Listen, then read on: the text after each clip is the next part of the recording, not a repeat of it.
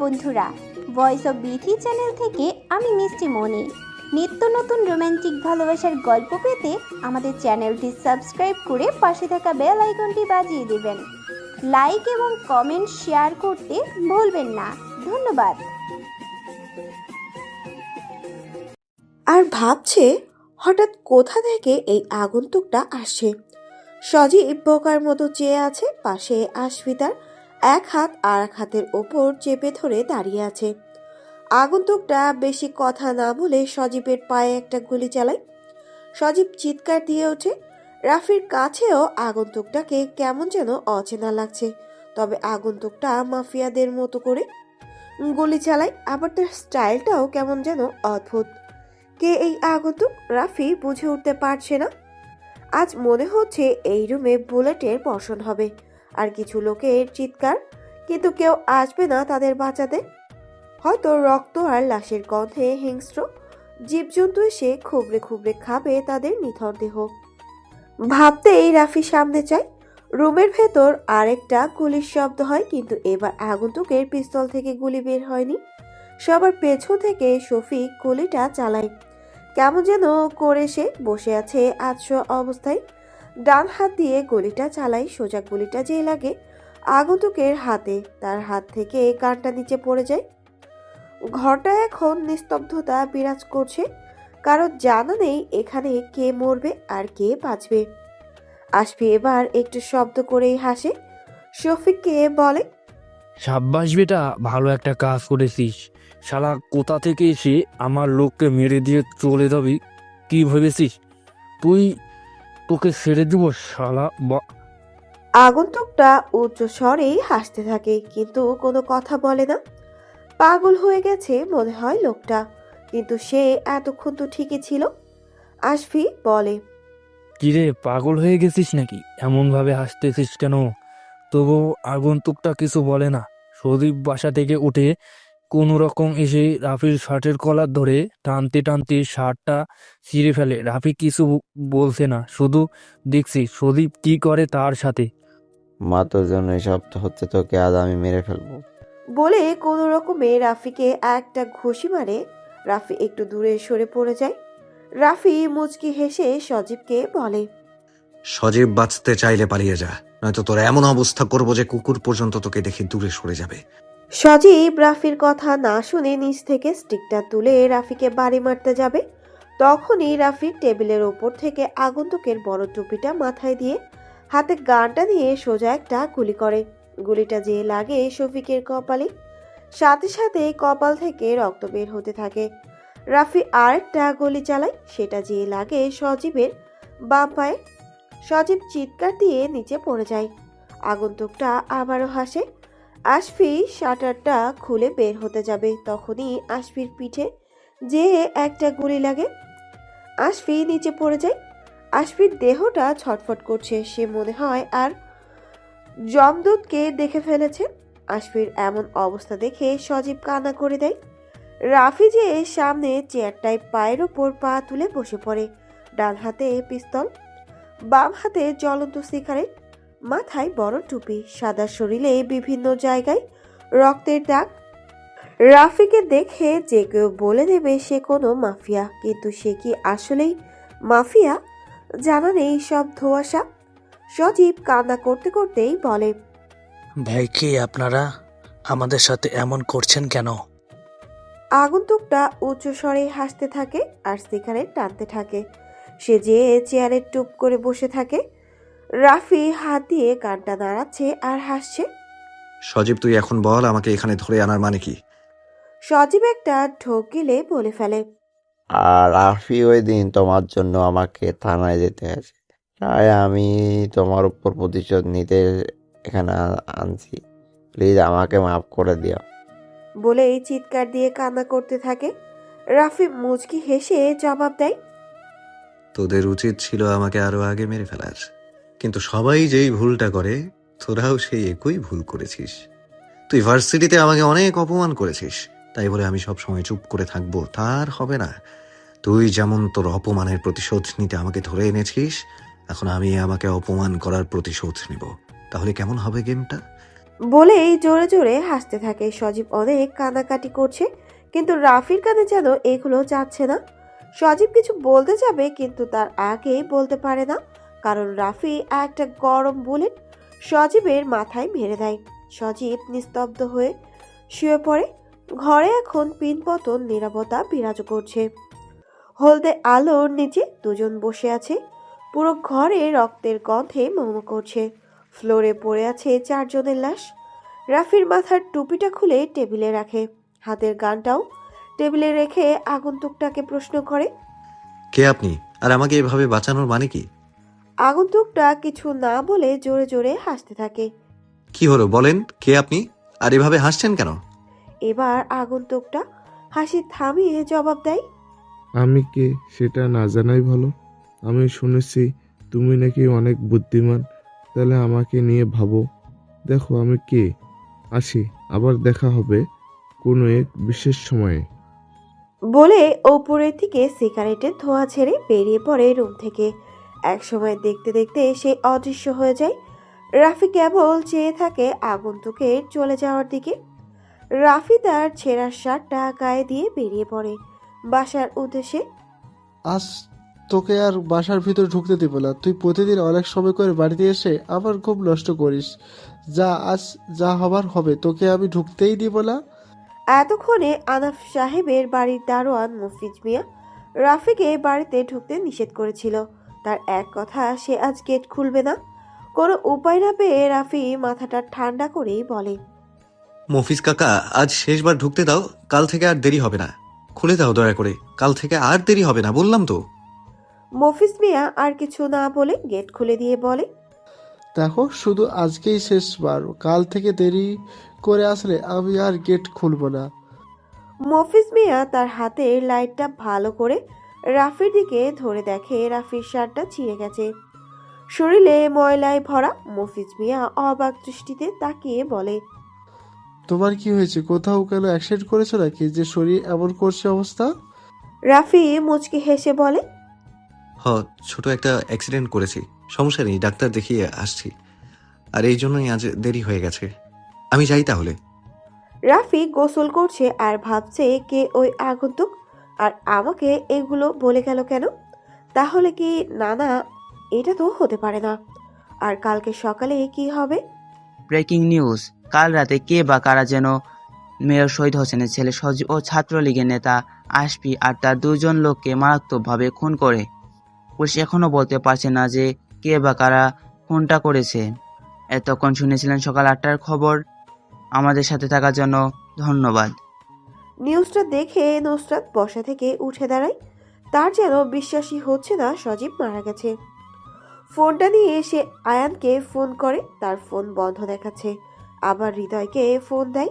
কিছুক্ষণ ফোন বাজার পর সে ফোন ধরে কান্না করে দেয়।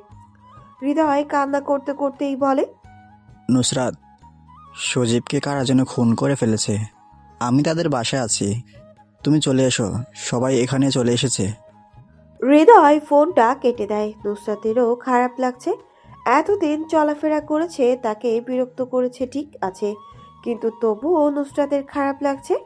সে রেডি হয়ে চলে যায় সজীবদের বাড়ি। স্যার, কোনো ক্লু পাইনি। যেখানে খুনটা হয়েছে সেই এরিয়াটা মেহেরাবের এরিয়া, তাই ওনার ওপরই কেসের দায়িত্বটা পড়েছে। মেহেরাব পুরো জায়গাটা পরিদর্শন করছিল। রক্তে পুরো ঘর ছেয়ে আছে। একজন আরেকজনের উপর পড়া। একজন শাটারের সাথে লেগে আছে। শার্ট ওয়াটের বাল্বটা এখনো জ্বলছে। টেবিলের ওপর 2টো সিগারেটের প্যাকেট। ফ্লোরে জুতার ছাপ স্পষ্ট। এগুলো দেখছিল মেহেরাব। তখনই সাইফুল কথাটা বলে। মেহেরাব রেগেই বলে, কোনো ক্লু পাওয়া যায়নি? মানে কি, খুনি কি কোনো ক্লু রেখে যায়নি? সাইফুল কথাটা শুনে মাথাটা নিচু করে জবাব দেয়, স্যার, এমন কোনো ক্লু পাওয়া যায়নি যেটা দিয়ে আমরা খুনিদের কাছে পৌঁছাতে পারবো। স্যার, 6টা বোতাম পাওয়া গেছে, কিন্তু সবগুলো রক্ত লেগে আছে। মেহেরাব আর কিছু ভাবতে পারছে না। এটা কি করে সম্ভব? খুনি কোনো প্রমাণ রেখে যায়নি। তাহলে এই খুনের পেছনে কার হাত থাকতে পারে? সজীব আর আশফি কি খুনির প্রধান টার্গেট ছিল? যদি সজীবের শত্রু থাকে, তাহলে সে আবার আশফিকে মারলো কেন? সজীব আর আশফি এরা দুজনই একসাথে হলো কিভাবে? একজন ভার্সিটির স্টুডেন্ট আর একজন রাজনৈতিক নেতা। তাহলে কি? না না না, মেহের আবার ভাবতে পারছে না। সব তার কাছে ধোঁয়াশা মনে হচ্ছে। তখনই মেহেরাবের কাছে একটা ফোন আসে। ফোনে এমন কথা শুনে সে চমকে ওঠে। মেহেরাবের মাথায় চিন্তার পাহাড় নেমে আসে, কারণ এখন মেয়র শহীদ হোসেন তাকে ফোন দিয়েছে। তিনি ফোন দিয়ে বললেন, কমিশনার যেভাবে পারেন আমার ছেলের খুনিকে খুঁজে বের করুন। পৃথিবীর বুকে যেখানে লুকিয়ে থাকুক না কেন ওদের বের করুন। আর যদি না পারেন তাহলে আমি আমার লোক দিয়ে শহরটা ধ্বংস করে দিব। এখন বলেন, আপনি করবেন নাকি আমি? এই কথা বলে মেহেরাবকে কোনো কথা বলার সুযোগ না দিয়ে ফোনটা কেটে দেয়। মেহেরাবের কপালে চিন্তার ছাপ পড়েছে। ওপর থেকে চাপ দিচ্ছে, আবার মেয়রও চাপ দিচ্ছে। সে বুঝতে পারছে না কি করবে। রাফির আজ একটু দেরি করে ঘুমটা ভেঙেছে। আজ আর ভার্সিটিতে যাওয়া হবে না, তাই সে চলে যায় করিম কাকার চায়ের দোকানে। প্রতিটা খবরের চ্যানেলের হেডলাইন, কাল রাতে মেয়রের ছেলে খুন, শহরের অবস্থা খুব খারাপ, মেয়রের লোকজন বিশৃঙ্খলা সৃষ্টি করছে। রাফি খবরটা টিভিতে দেখে মুচকি হেসে চাটা শেষ করে চলে আসে। এখন রাফির মাথায় একটাই প্রশ্ন ঘুরপাক খাচ্ছে, কে তাকে কালকে রাতে বাঁচিয়েছে? রাফির কাছে মনে হচ্ছে আগন্তুকটা কোনো রিয়েল মাফিয়া। রাফি সারাদিন এইসব আর্টিকেল পড়ে তার মাথায় আসছে সবই মাফিয়াদের স্টাইলের সাথে মিলে যায় আগন্তুকটার। কিন্তু রাফি আগন্তুকের মুখটা দেখতে পারেনি মাস্কের জন্য। কিন্তু আগন্তুকটা রাফিকে এই মুহূর্তে ভাবনার মাঝে ফেলে দিয়েছে। রাফি একটা পার্কের বেঞ্চের ওপর আরাম করে বসে বসে এগুলো চিন্তা করছিল। তখনই ভাবনার মাঝ থেকে একটা ছেলে দৌড়ে রাফির কাছে আসে। মনে হচ্ছে কেউ তাকে দৌড়াচ্ছিল। রাফির সামনে এসে হাঁটুর ওপর ভর দিয়ে কিছুক্ষণ মন খুলে শ্বাস নিয়ে রাফির হাতে একটা গিফট কাগজে মোড়ানো বক্স দিয়ে দৌড়ে আবার চলে যায়। রাফি কেবল সেদিকে চেয়ে আছে, কোনো কিছু বলছে না। সে কিছু বুঝতে পারছে না যে এটা কার দেওয়া বক্স। হয়তো ছেলেটা ভুল করে দিয়ে চলে গেছে। কিন্তু রাফি অবাক হয়ে যায় এটা দেখে যে বক্সের ওপরে ছোট্ট করে রাফিদা লেখা। সে বুঝে গেছে হয়তো এই শহরে কেউ তাকে চিনে গেছে। রাফি এখন বক্সটা খুলবে না, বাসায় যেয়ে বক্সটা খুলবে। আপনার কি কোনো গার্লফ্রেন্ড আছে? রাজ তার কেবিনে বসে বসে কাজ করছিল। তখনই রিমি কথাটা বলে। দুপুরের খাবার দিতে এসে সে আর কোথাও যায়নি, রাজের কেবিনে সে বসে পড়ে। রাজ অনেকক্ষণ যাবৎ দেখছিল রিমি কিছু বলবে, কিন্তু এমন কথা বলবে সে ভাবতেও পারেনি। রাজ কথাটা শুনে বিষম খায়।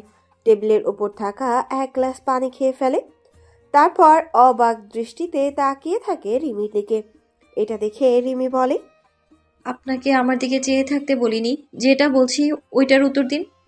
রাজ নিজেকে স্বাভাবিক করেই উত্তর দেয়, না, আমার জীবনে তেমন কোনো মেয়ে বা পছন্দের মানুষ নেই।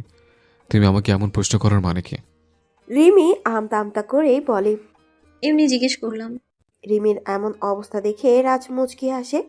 রিমি চলে যায় রাজের কেবিন থেকে। রাজ শুধু চেয়ে আছে রিমির চলে যাওয়ার দিকে। আজ সজীবের মৃত্যুর 4 দিন। পুলিশ এখনো খুনিদের ধরতে পারেনি। মেহরাব কি করবে বুঝে উঠতে পারছে না। কোনো শহর এত এত খুন হচ্ছে, কে করছে এইগুলো? যদি এগুলো রাফিনদের গ্যাংরা মিলে করে তাহলে সজীবার আশফির সাথে ওদের কি শত্রুতা ছিল? মেহরাব যতদূর জানে মাফিয়াদের আলাদা ড্রেস আপ থাকে, তাহলে রাফিনদের দ্বারা এই খুন সম্ভব না। কারণ সজীবদের লাশের পাশে শার্টের বোতাম পাওয়া গেছে। তাহলে সজীব আর আশফিকে তাদের কোনো কাছে শত্রু মারছে। কিন্তু সজীব আর আশফির শত্রু এক হতে যাবে কেন? খুনটা তাহলে কে করতে পারে ভাবতে থাকে মেহরাব। সব যেন ধোয়ানো ধোঁয়াশা। স্যার, ভিতরে আসতে পারি? হঠাৎ কারো কথার আওয়াজে মেহরাব সামনের দিকে তাকিয়ে দেখে ইকবাল ভেতরে আসার জন্য অনুমতি চাচ্ছে। মেহরাব হাতের ইশারায় আসতে বলে। আজই ইকবাল অন্যদিনের চেয়ে আলাদা ড্রেস আপ পরেছে। সাদা কালারের মোটা জ্যাকেট, মাথায় ক্যাপ। এই গরমের সময় যে কেউ এমন জ্যাকেট পরতে পারে তা ইকবালকে দেখেই বোঝা যাবে। মেহেরাব জানে ইকবাল যখন থানায় আসে তখন সে কোনো না কোনো গুরুত্বপূর্ণ সংবাদ নিয়ে আসে, তাই মেহেরাব আগেই বলে, তা এই অসময়ে থানায় কেন? ইকবাল বলে, স্যার, আপনি তো জানেন আমি কোনো দরকারি বা গুরুত্বপূর্ণ সংবাদ ছাড়া থানায় আসি না। যদি কিছু মনে না করেন তাহলে আমি কি একটা সিগারেট জ্বালাতে পারি? ইকবালের এমন কথা শুনে মেহেরাব চমকে ওঠে। কেবল তিনি ইকবালের দিকে অবাক দৃষ্টিতে তাকিয়ে থাকে। অন্যদিনের চেয়ে আজকের ব্যবহারটা কেমন যেন লাগছে মেহেরাবের কাছে। ইকবাল তো আমার সামনে সিগারেট তো দূরের কথা, চাও পান করতো না, তাহলে আজ তার কি হলো? মেহেরাব একটা মুচকি হাসি দিয়ে সিগারেট জ্বালানোর অনুমতি দেয়। ইকবালও অনুমতি পেয়ে মুচকি হেসে প্যাকেট থেকে 2টা দামি ব্র্যান্ডের সিগারেট বের করে একটা তার ঠোঁটে চেপে আর একটা মেহেরাবের দিকে দেয়। এবার মেহেরাব অবাকের চরম পর্যায়ে চলে যায়। সে ভাবতেও পারেনি ইকবাল এমন একটা দুঃসাহস দেখাবে। মেহেরাবও ঠান্ডা মাথায় খেলোয়াড়, তাই সে আর কিছু না ভেবে সিগারেটটা তার ঠোঁটে চাপে। বলো, এবার তোমার কি গুরুত্বপূর্ণ কথা? ইকবাল একটা রহস্যময় মুচকি হাসি দেয়। মেহেরাব ভাবতেও পারেনি ইকবাল এমন রহস্যময় মুচকি হাসি দিতে পারে। আজ 4 বছর ধরে ইকবাল মেহেরাবের হয়ে কাজ করে, কিন্তু কখনো তো এমন করে রহস্যময় মুচকি হাসেনি, আর আজকের মতো ব্যবহার তো কখনোই করেনি। কি ব্যাপার, তুমি এমন করে হাসতেছো কেন? কোনো কিছুর কথা থাকলে বলো, না হলে তুমি এখন আসতে পারো।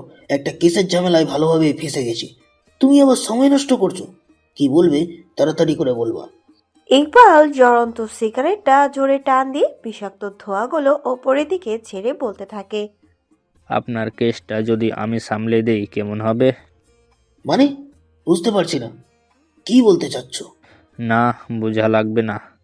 আপনাকে একটা গল্প শোনাই। শহরে নতুন 2টা ছেলে আসে। তাদের উদ্দেশ্য শহরটাতে তাদের রাজ চলবে, কিন্তু দেশের সব শহরের মতো এ শহরটা এক না। তাই রাজ করতে হলে অনেক টপ মাফিয়া, রাজনৈতিক নেতা, পুলিশ প্রশাসন হাত করতে হবে। সব কিছু করছে এখন শুধু মানুষের ভিতরে ভয় আর আতঙ্ক ঢোকাবে। কিন্তু এক সময় তাদের একটা বন্ধু বা দলের লোক ওদের সাথে বেইমানি করে, তাহলে কেমন হবে বলেন তো?